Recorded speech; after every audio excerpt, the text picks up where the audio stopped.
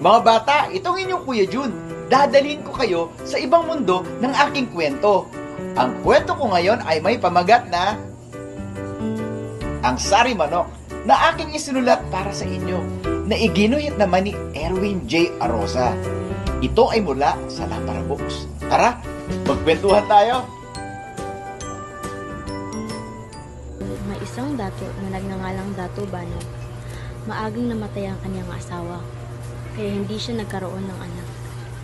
Maganda ang pangangalakad niya sa bayan ng Kupang, kaya siya ay pinanghal. Isang araw ay nagpatawag ng pagpulong si Dato Banong. Matanda na ako at mainga na.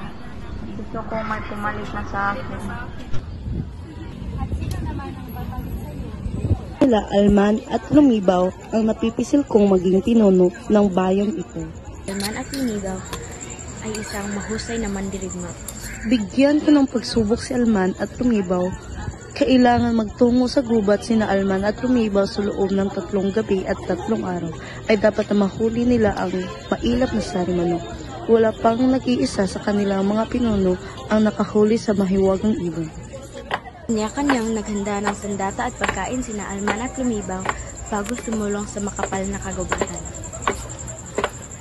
Gumawa din sila ng hawla upang paglalagyan ng sari manok kapag nahuli ito ng isa sa kanila. Si Alman ay nagtungo sa kanlurang bahagi ng kagubatan. Ibaw naman ay nagtungo sa hilagang bahagi ng kagubatan.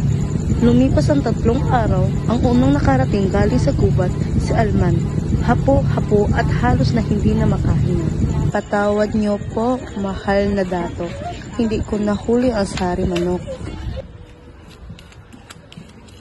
Mahal na dato, nahuli ko na po ang sari manok.